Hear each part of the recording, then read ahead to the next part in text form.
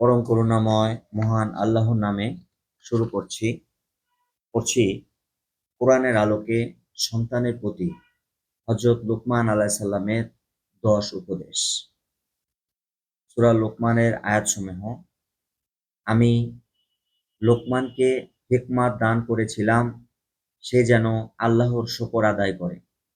যে শকর আদায় করে সেটা তার নিজের জন্য উপকারী, আর যে শকর করে না, জেনে রাখা উচিত কারো জন্য আল্লাহর কোনো ঠেকা নেই এবং তিনি কারো প্রশংসার ধার ধারেন না। ১৩ সে কথা স্মরণ করো যখন লোকমান তার ছেলেকে উপদেশ দিতে গিয়ে বলল, হে আমার পুত্র, আল্লাহর সাথে কাউকে শরিক করবে না। নিশ্চয়ই শিরক বড় রকমের জুলুম। ১৪ আমি মানুষকে তার বাবা মার হক চিনে নেওয়ার জন্য তাগিদ দিয়েছি। তার মা কষ্টের পর কষ্ট সহ্য করে তাকে নিজের পেটে রেখেছে এবং তার দুধ ছাড়াতে ২ বছর সময় লেগেছে। তাই আমি তাকে উপদেশ দিয়েছি, আমার শুকরিয়া আদায় করো এবং তোমার বাবা মার শুকরিয়া আদায় করো। আমার কাছে তোমাকে ফিরে আসতে হবে। ১৫ কিন্তু যদি তারা আমার সাথে এমন কাউকে শরিক করার জন্য তোমাকে চাপ দেয়, তাকে তুমি তাকে তুমি জানো না, অর্থাৎ সে আমার শরিক নয়, তাহলে তুমি তাদের কথা কিছুতেই মেনে নেবে না। তবে দুনিয়ায় তাদের সাথে ভালো ব্যবহার করবে আর ওই ব্যক্তির অনুসরণ করো যে আমার দিকে ফিরে এসেছে। তারপর তোমাদের সবাইকে আমার কাছে ফিরে আসতে হবে। তখন আমি তোমাদের জানিয়ে দেব তোমরা কেমন আমল করছিলে। ১৬ লোকমান তার ছেলেকে বলেছিল, বেটা, কোনো জিনিস যদি সরিষার দানার মতো হয় এবং তা যদি পাথরের মধ্যে বা আসমানে অথবা জমিনের কোথাও লুকিয়ে থাকে, তাহলেও আল্লাহ তা বের করে নিয়ে আসবেন। নিশ্চয়ই আল্লাহ অতি ক্ষুদ্র জিনিসকেও দেখেন এবং সব বিষয়ে খবর রাখেন। ১৭ বেটা, নামাজ কায়েম করো, ভালো কাজের হুকুম দাও, মন্দ কাজে নিষেধ করো এবং যে বিপদই আসুক তাতে ধৈর্য ধারণ করো।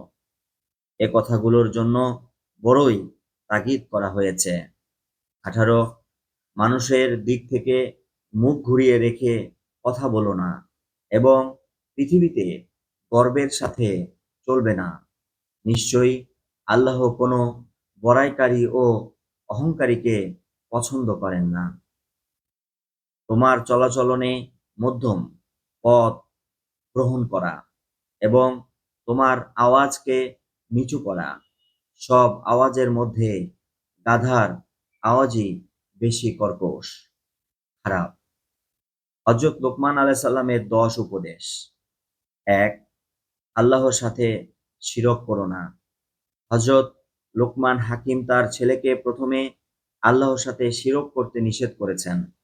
তিনি বলেছেন, লা তুশরিক বিল্লাহ ইন্নাশ শিরকা লা যুলমুন আযীম, অর্থাৎ আল্লাহর সাথে কাউকে শিরক করো না, নিশ্চয়ই শিরক একটি বড় ধরনের জুলুম।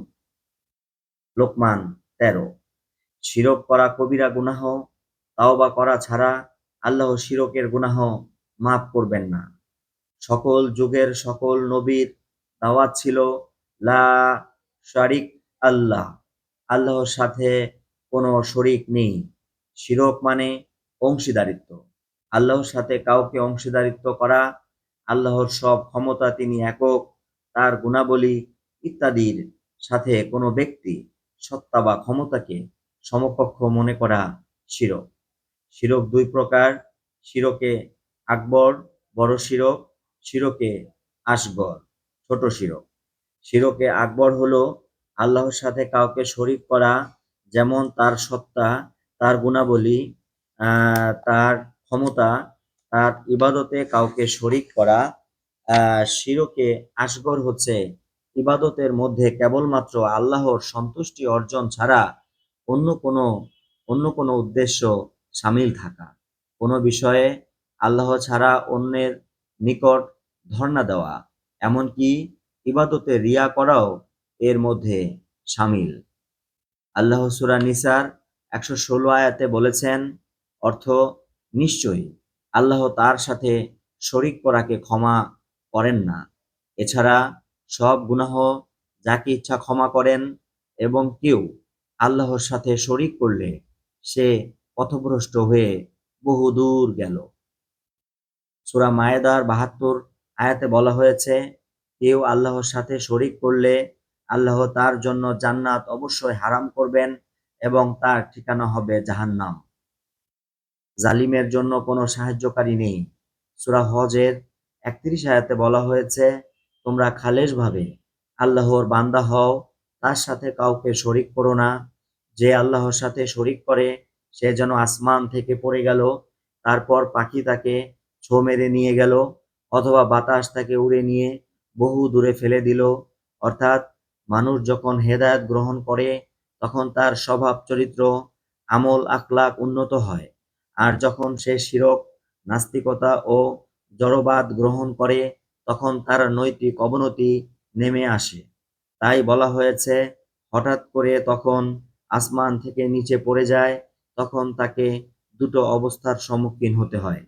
এক, শয়তান ও গোমরাহ লোকের দল তাকে কাছে পেতে ছুটে আসে এবং প্রত্যেকে তার দলে ভিড়াতে চায়।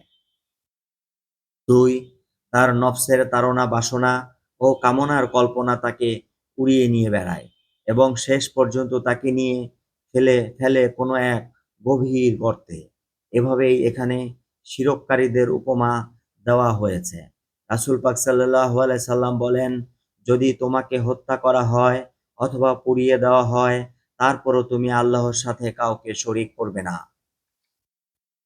আব্দুল্লাহ ইবনে মাসউদ বলেন, যখন এ আয়াতটি নাজিল হয়, আল্লাহ আল্লাযীনা আমানু ওয়া আলামা ইয়ালবিসু ঈমানুহুম বিযুলমিন, অর্থাৎ যারা ঈমান এনেছে এবং তাদের ঈমানকে জুলুমের সাথে মিশিয়ে ফেলেনি, দোজখ দোজখ থেকে একমাত্র তারাই মুক্তি পাবে।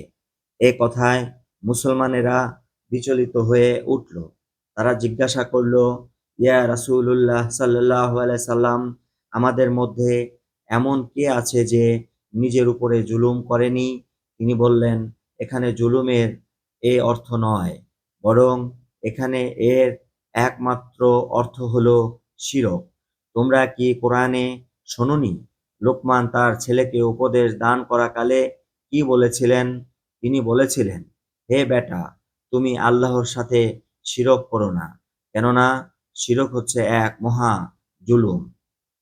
বুখারী ৩১৭৬। কোরআনের এই আয়াত সূরা লোকমান ১৩ ও উপরে বর্ণিত হাদিস থেকে লোকমান আলাইহিস সালাম এর উপদেশে দুটি কারণ স্পষ্ট হয়েছে। এক, তিনি তার ছেলেকে উপদেশ দিচ্ছেন, আর মানুষ নিজের সন্তানের ব্যাপারে যতখানি নিষ্ঠাবান ও নিঃস্বার্থ হতে পারে ততখানি অন্য কারো ব্যাপারে হয় না। এ কথা সবার কাছে স্বীকৃত। কেউ অন্যকে ধোঁকা দিতে পারে, তার সাথে কূটকৌশল করতে পারে, কিন্তু নিজের সন্তানের ব্যাপারে অতি খারাপ লোকও এ কাজ করে না বা করতে পারে না। এ কারণে সন্তানের প্রতি লোকমান আলাইহিস সালাম এর এই উপদেশ প্রমাণ করে শিরক সত্যিকার একটি নিকৃষ্ট কাজ। তখন মক্কার কাফেরেরা তাদের সন্তানদেরকে শিরকের উপরে অবিচল থাকা ও হযরত মুহাম্মদ সাল্লাল্লাহু আলাইহি সাল্লাম এর তাওহীদের দাওয়াত কবুল না করার জন্য বাধ্য করতেছিল। এই অজ্ঞ লোকদের শোনানো হলো, তোমাদের দেশের প্রখ্যাত ব্যক্তি পণ্ডিত লোকমান হাকিম তার সন্তানকে শিরক থেকে মুক্ত থাকার উপদেশ করেছিলেন। এখন তোমরা নিজেদের সন্তানদেরকে যে শিরক করতে বাধ্য করতেছ, তাতে কিন্তু তাদের কল্যাণ হবে না, বরং এটা তাদের জীবনে মহা অকল্যাণ ডেকে আনবে। উপদেশে আরো বলা হয়েছে, শিরক একটি বড় ধরনের জুলুম। জুলুম শব্দের আসল অর্থ কারো হক নষ্ট করা, ইনসাফের বিপরীত কাজ করা, আর শিরককে বলা হয়েছে জুলমে আজিম। মহা জুলুম। তার কারণ হলো আল্লাহর সাথে কাউকে সমানভাবে দাঁড় করানো। যেমন তিনি সৃষ্টিকর্তা, রিজিকদাতা, বিধানদাতা, পালনকর্তা, বিপদ মুসিবতে সাহায্যকারী ইত্যাদি বিষয়ে একক হকের অধিকারী যিনি, তিনি হলেন আল্লাহ। সকল ইবাদত, বন্দিগি, পূজা অর্চনার হকদার তিনি। এখানে বিন্দুমাত্র শরিকদার কেউ নেই, কিন্তু সেই আল্লাহ ছাড়া কোনো ব্যক্তি বা শক্তির বন্দেগি করে আমরা আল্লাহর হক নষ্ট করি। এমনকি সে কাজে যা কিছু ব্যবহার সকল কিছুই আল্লাহর দান।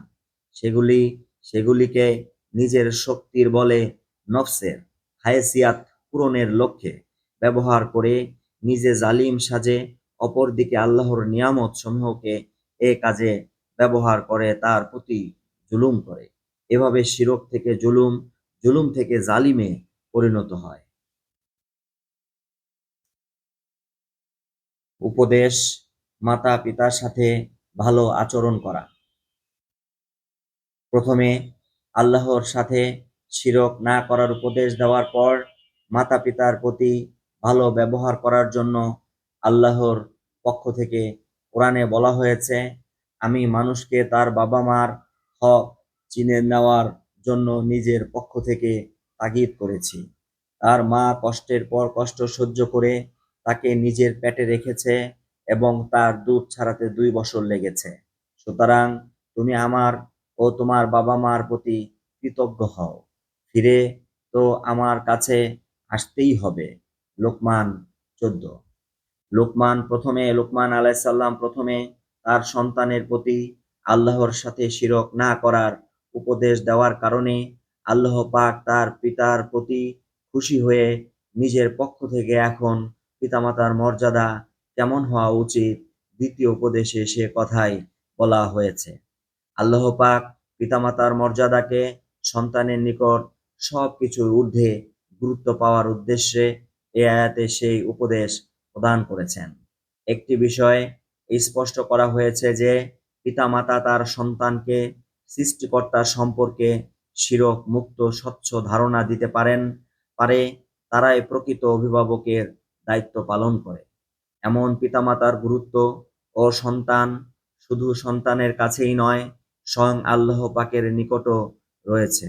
তাই তিনি বিশ্বজাহানের সৃষ্টি লোকের কাছে পিতামাতার অধিকার সম্পর্কে ঘোষণা দিলেন।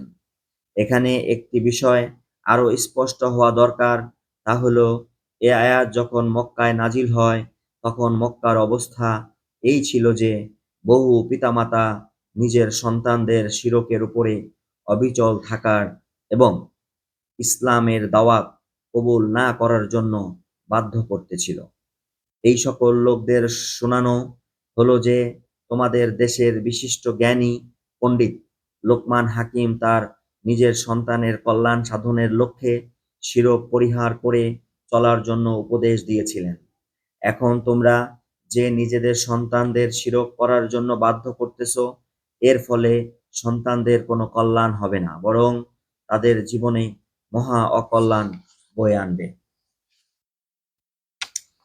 তোমাদের উচিত এই পণ্ডিত ব্যক্তির মতো তোমাদেরও সন্তানদেরকে সৎ উপদেশ দেওয়া, পিতামাতার সাথে ভালো ব্যবহার ও তাদের অধিকার সম্পর্কে সূরা বনী ইসরাইলের 23 ও 24 আয়াতে বলা হয়েছে, তোমার প্রতিপালক রব ফয়সালা করেছেন যে আল্লাহ ছাড়া কারো ইবাদত করবে না এবং পিতামাতার সাথে ভালো ব্যবহার করবে। তোমাদের নিকট যদি তাদের কোনো একজন কিংবা উভয়ে বৃদ্ধ অবস্থায় থাকে, তাহলে তুমি তাদেরকে শব্দ পর্যন্ত বলবে না, তাদেরকে ভর্ৎসনা করবে না, বরং তাদের সাথে বিশেষ মর্যাদার সাথে কথা বলবে এবং বিনয় ও নম্রতা সহকারে তাদের সামনে নত হয়ে থাকবে আর এই দোয়া করতে থাকবে, রব্বির হামহুমা কামা রব্বা ইয়ানি সাগীরা। আল্লাহ তাদের প্রতি রহম করো যেমন করে তারা ভালোবাসা সহকারে বাল্যকালে আমাকে লালন পালন করেছে।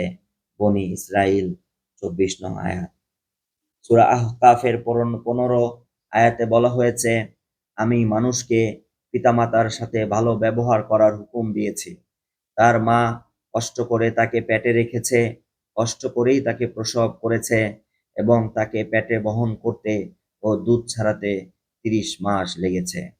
তারপর যখন সে পূর্ণ যৌবন লাভ করল এবং ৪০ বছরে পড়ল, তখন সে বলল, হে আমার রব, আমাকে তৌফিক দিন যেন আমি ওইসব নেয়ামতের শুকরিয়া আদায় করতে পারি যা আপনি আমাকে ও আমার পিতামাতাকে দিয়েছেন, এবং আমি যেন এমন নেক আমল করতে পারি যা আপনি পছন্দ করেন, আর আমার সন্তানদেরকেও নেককার বানিয়ে আমাকে সুখী করুন।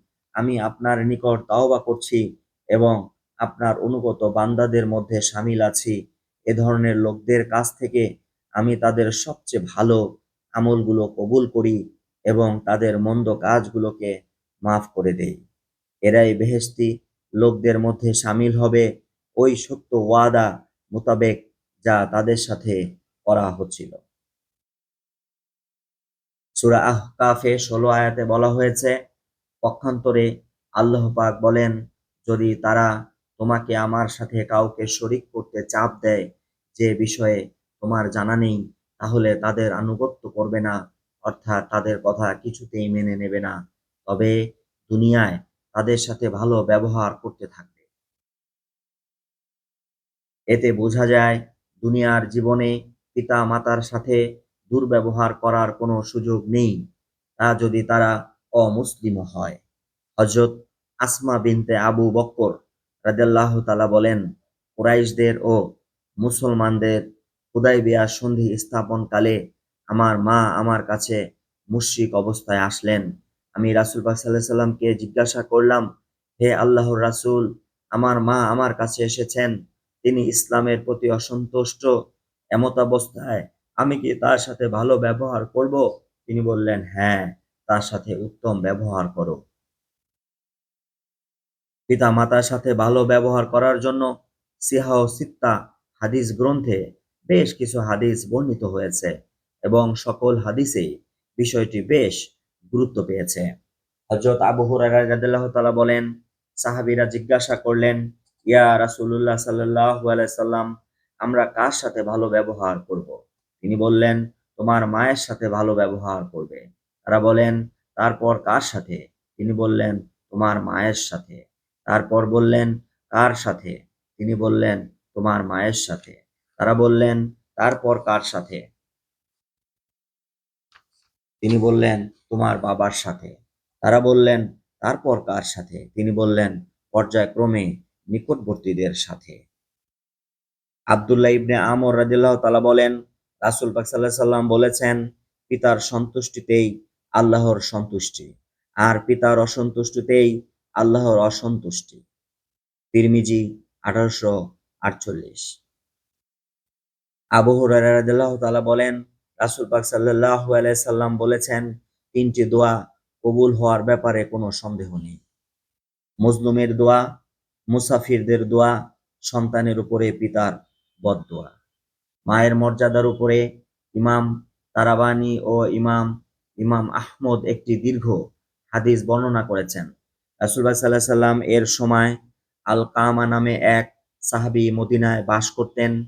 সে নামাজ, রোজা ও দান সাদকার মাধ্যমে আল্লাহর ইবাদতে মশগুল থাকতেন। তিনি একবার কঠিন রোগে আক্রান্ত হলেন।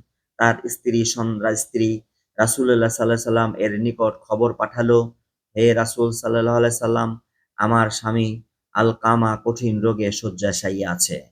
আমি তার অবস্থা আপনাকে জানানো জরুরি মনে করছি। রাসূল পাক সাল্লাল্লাহু আলাইহি সাল্লাম আম্মার রাদিয়াল্লাহু তাআলা, সুহাইব রাদিয়াল্লাহু তাআলা ও বিলাল রাদিয়াল্লাহু তাআলাকে তার কাছে পাঠালেন এবং তাদেরকে বলে দিলেন, তোমরা তার কাছে গিয়ে কালেমা পড়াবে। তারা গিয়ে দেখে আল-কামা মুমূর্ষু অবস্থায় পড়ে আছে। তাই তাকে তারা লা ইলাহা ইল্লাল্লাহ পড়াতে চাইলেন, কিন্তু সে কোনোভাবেই কালেমা পড়তে পারছিল না। অগত্য অ অগত্যা তারা রাসূল পাক সাল্লাল্লাহু আলাইহি সাল্লামের কাছে খবর পাঠালেন।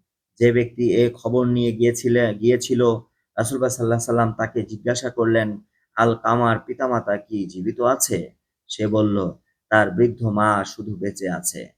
রাসূলুল্লাহ সাল্লাল্লাহু আলাইহি সাল্লাম তৎক্ষণাৎ তাকে আল-কামার মায়ের কাছে পাঠালেন এবং বললেন, তাকে গিয়ে বলো, তুমি যদি রাসূলের কাছে যেতে পারো তাহলে চলো, নচেৎ তিনি তোমার কাছে সাক্ষাতের জন্য আসবেন। এই লোক যখন আলকামার মায়ের কাছে গিয়ে এই কথাগুলো বলল, তখন আলকামার মা বলে উঠলেন, রাসূলুল্লাহ সাল্লাল্লাহু আলাইহি সাল্লামের উপরে আমার প্রাণ কুরবান হোক, তার কাছে বরং আমিই যাব। বৃদ্ধা লাঠি ভর করে রাসূল পাক সাল্লাল্লাহু আলাইহি সাল্লামের কাছে এসে সালাম দিলেন।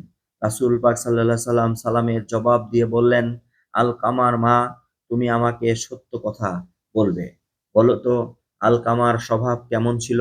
মা বললেন, হে রাসূল, সে নিয়মিত নামাজ আদায় করত, রোজা রাখত ও দান সাদকা করত। রাসূল পাক সাল্লাল্লাহু আলাইহি সাল্লাম বললেন, তার প্রতি তোমার মনোভাব কি? মা বললেন, সে তার স্ত্রীকে আমার উপরে সে তার স্ত্রীকে আমার উপরে অগ্রাধিকার দিত এবং আমার আদেশ অমান্য করত। এ কথা শুনে রাসূল সাল্লাল্লাহু আলাইহি সাল্লাম বললেন, তার মায়ের অসন্তুষ্টির কারণে কালেমা পাঠে আলকামার জিহ্বা আড়ষ্ট হয়ে গেছে। তারপর রাসূল সাল্লাল্লাহু আলাইহি সাল্লাম বললেন, হে বিলাল, যাও আমার জন্য কাঠ খড়ি জোগাড় করে নিয়ে এসো। আলকামার মা বললেন, হে রাসূল, কাঠ খড়ি দিয়ে কি হবে? রাসূল সাল্লাল্লাহু আলাইহি সাল্লাম বললেন, আমি তাকে তোমার সামনে আগুন দিয়ে পুড়িয়ে দেব। মা বললেন, হে আল্লাহর রাসূল, আমার সামনে আমার ছেলেকে আগুন দিয়ে পোড়াবেন, তা আমি সহ্য করতে পারব না। রাসূল পাক সাল্লাল্লাহু আলাইহি সাল্লাম বললেন, আলকামার মা, আল্লাহর আযাব এর চেয়ে কঠোর ও দীর্ঘস্থায়ী। এখন তুমি যদি চাও আল্লাহ তোমার ছেলেকে মাফ করে দিক, তাহলে তাকে তুমি মাফ করে দাও এবং তার উপরে সন্তুষ্ট হও। তা না হলে যে আল্লাহর হাতে আমার প্রাণ, তার কসম করে বলছি, যতক্ষণ তুমি তার উপরে অসন্তুষ্ট থাকবে, ততক্ষণ তার নামাজ, রোজা ও সাদকা দিয়ে কোনোই লাভ হবে না। এ কথা শুনে আলকামার মা বলল, হে আল্লাহর রাসূল, আমি আল্লাহর আল্লাহর ফেরেশতাদেরকে এবং এখানে যে সকল মুসলমান উপস্থিত তাদের সকলকে সাক্ষী রেখে বলছি, আমি আমার ছেলের উপরে সন্তুষ্ট হয়ে গেছি। এবার রাসূল সাল্লাল্লাহু আলাইহি সাল্লাম বললেন, বিলাল, তুমি আলকামার কাছে যাও, দেখো সে লা ইলাহা ইল্লাল্লাহ কালেমা বলতে পারে কিনা। কেননা আমার মনে হয় আলকামার মা আমার কাছে লাজ লজ্জা না রেখে সঠিক কথাই বলেছে। বিলাল রাদিয়াল্লাহু তাআলা আনহু সাথে সাথে সেখানে গেলে শুনতে পেলেন ঘরের ভিতর থেকে আলকামা উচ্চ স্বরে লা ইলাহা ইল্লাল্লাহ পড়ছে।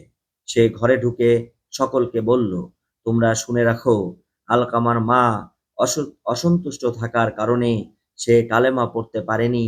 এখন তার মা সন্তুষ্ট হওয়ার কারণে সে কালেমা পড়তে পারছে। তারপর আলকামা সেদিনই মারা যায় এবং রাসূল সাল্লাল্লাহু আলাইহি সাল্লামের উপস্থিত থেকে তার গোসল ও কাফনের নির্দেশ দেন এবং নিজ জানাজায় নামাজ পড়ান ও দাফনে শরীক হন। এরপর তার কবরের পাশে দাঁড়িয়ে রাসূল সাল্লাল্লাহু আলাইহি সাল্লাম বলেন, হে আনসার ও মুহাজিরগণ, যে ব্যক্তি মায়ের উপরে স্ত্রীকে অগ্রাধিকার দেয়, তার উপরে আল্লাহ, ফেরেশতা ও সকল মানুষের অভিসম্পাত আল্লাহ তার পক্ষে কোনো সুপারিশ গ্রহণ করবেন না। কেবল তাওবা করে ও মায়ের সাথে ভালো ব্যবহার করে তাকে সন্তুষ্ট করতে পারলেই মুক্তি পাওয়া যাবে। মনে রাখবে, মায়ের সন্তুষ্টিতেই আল্লাহর সন্তুষ্ট এবং মায়ের অসন্তুষ্টতেই আল্লাহর অসন্তুষ্টি।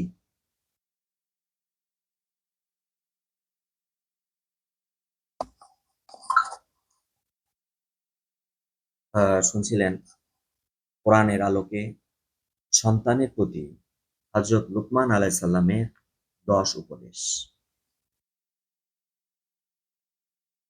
পরবর্তী ভিডিওতে 3 উপদেশ, ছোট বড় সব রকমের গুনাহ থেকে মুক্ত থাকা। এই অধ্যায়টি পড়ার আশাবাদ ব্যক্ত করছি।